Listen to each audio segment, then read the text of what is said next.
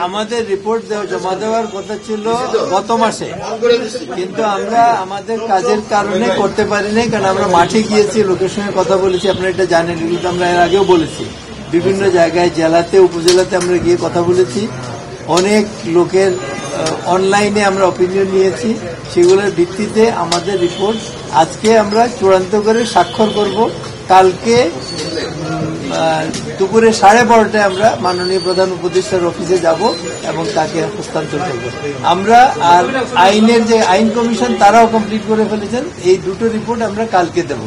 আর এর বাইরে এখন বলার কিছু নাই, না মোটা দাগে কিছুই বলার নেই। সুপারিশে কি কি থাকছে এটা কালকে আমরা জমা দেওয়ার পরে মাননীয় প্রধান উপদেষ্টার অফিস থেকে সবসময় এর আগে যেটা করা হয়েছে, কালকে রাত্রেই এটা অনলাইনে চলে যাবে। 100টার বেশি সুপারিশ।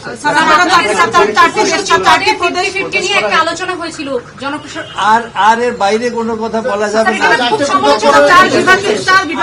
আমরা অনেক প্রস্তাব আলোচনা করেছি, কি ফাইনালি যাবে সেইটা কালকে দেখতে হবে। একটা বিষয় চার বিভাগে 4টা প্রদেশ করার জন্য আমাদের এটা জমা দেওয়ার পরে it will be public document, ওয়েবসাইটে পাবেন, সবাই জানবেন।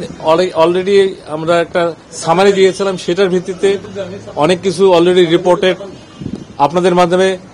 যেটা হওয়ার কথা ছিল সেটাও হয়েছে, ডিস্টর্টেড নিউজও হয়েছে। এই জন্য আমি মনে করি স্যার যেটা বলেছেন জমা দেওয়ার পরে এটা সবাই জানুক, এতে কোনো ভুল বোঝাবুঝি অসুবিধা থাকবে।